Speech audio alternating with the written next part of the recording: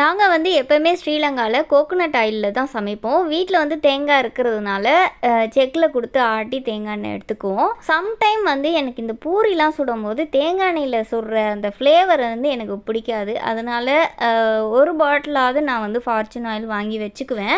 இந்த முறை வந்து தேங்காய் எண்ணெயும் ஃபார்ச்சூனில் தான் வாங்கணும். ஏன்னா மழை காலத்தில் எங்களால் தேங்காய் எண்ணெய் அரைச்சி வாங்க முடியல, காய போட முடியல. அதால் கொஞ்ச நாளாக அதுவுமே கடையில் தான் வாங்கிட்டு இருக்கோம். தேங்காய் எண்ணெயும் ஃபார்ச்சூன் பிராண்ட் வாங்கும்போது ரேட் பார்த்தீங்கன்னா 1230 ரூபா. இந்த டைம் வந்து நான் வேறு பிராண்ட் வாங்கினேன். இது ரேட் வந்து கம்மியாக இருந்துச்சு, 990 ரூபா தான். ஆனால் இது வந்து 950 ரூபாய்க்கு தான் கொடுத்தாங்க எங்களுக்கு. ஃபார்ச்சூன் வெஜிடபிள் ஆயிலோட ரேட் பார்த்தீங்கன்னா 1550 ரூபா. இந்த நல்லெண்ணெய் பார்த்தீங்கன்னா 1650 ரூபா. இந்த காலியான பாட்டில் எல்லாமே எப்பயோ வாங்கினது, வீடியோ எடுக்கிறதுக்காக ரொம்ப சேஃபாக எடுத்து வச்சுருந்தேன். இந்த பிராண்ட் நல்லெண்ணெயோட ரேட்டு வந்து 1800 ரூபா.